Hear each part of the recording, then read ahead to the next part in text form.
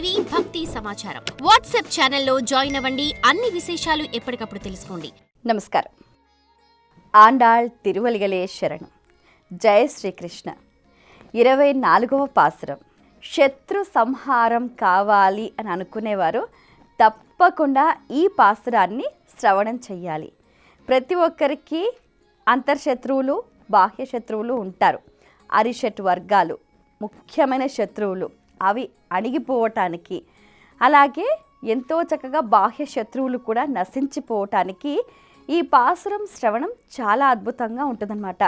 ఈ 24వ పాసురంలో కూడా ఆండాళ్ తల్లి ఎంత చక్కగా వర్ణించింది అని అంటే, ఇక్కడ కృష్ణుణ్ణి 6 గుణాలతోటి మంగళం పాడతారు. ఈ 24వ పాసురానికి మంగళం పాసురం, పోత్తి పాసురం అని అంటూ ఉంటారు. ఎందుకంటే ప్రతి లైన్కి చివర పోత్తి అని వస్తుందన్నమాట. అలాగే ఈ 24వ పాసురం ఏంటి అని అంటే మంగళం పాసురం అన్నమాట. గోపికలంతా కలిసి స్వామివారి పాదాలకు, అతని కీర్తికి, అతని బలానికి చక్కగా మంగళం పాడుతూ ఉంటారు. అది ఎలా పాడతారు అని అంటే, స్వామివారిని గోపికలంతా కలిసి నిద్ర మేల్కొల్పారు కదా, స్వామివారు సింహంలాగా నడిచొచ్చి చక్కగా సింహాసనం మీద కూర్చున్నారు. ఇప్పుడు ఈ 24వ పాసురంలో ఏంటి, కూర్చున్న ఆ స్వామిని వెంటనే అడిగేయద్దు మనకి ఏది కావాలో. ఫస్ట్ ముందుగా స్వామివారికి మంగళం పాడతారనమాట ఎంతో చక్కగా. అది ఎలా పాడతారు అని అంటే, పూర్వం బలిచక్రవర్తి తనది కాని దేవలోకమును ఆక్రమించి దేవతలందరినీ కూడా బాధింపగా వామన అవతారం ఎత్తి బలిచక్రవర్తి దగ్గర 3 అడుగులు దానం తీసుకొని 1 అడుగును భూమిపైన పెట్టి ఇంకో అడుగును ఆకాశంను కొలిచిన నీ దివ్యమైన పాదార విందాలకు మంగళం స్వామి అని అంటుంటారు.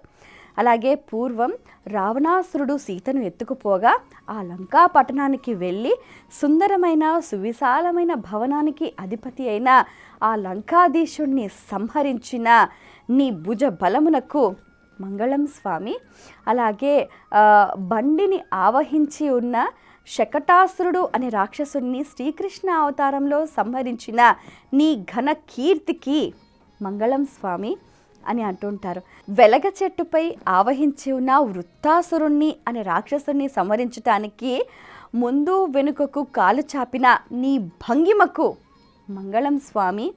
అలాగే తన యాగాన్ని జరగనివ్వలేదు అని చెప్పి ఇంద్రుడు కోపించి రాళ్ల వర్షాన్ని కురిపించగా గోవర్ధన పర్వతాన్ని ఎత్తి గోకులానంతటినీ కూడా రక్షించిన నీ వాత్సల్యాతిశయమునకు మంగళం స్వామి. శత్రు సంహారాన్ని సమూలంగా చేసిన నీ చేతిలో దగద్దగాయమానంగా వెలుగుతున్న నీ వేల్ ఆభరణానికి, అలాగే ఆయుధానికి కూడా మంగళం స్వామి అని అంటూ ఉంటారు.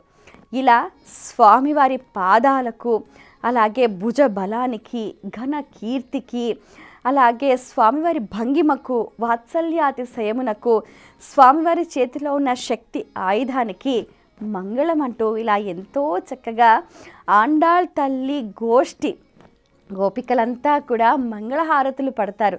స్వామివారి పాదాలకు ఎంతో చక్కగా స్వామివారిని కీర్తిస్తూ పాడుతూ ఉంటారనమాట.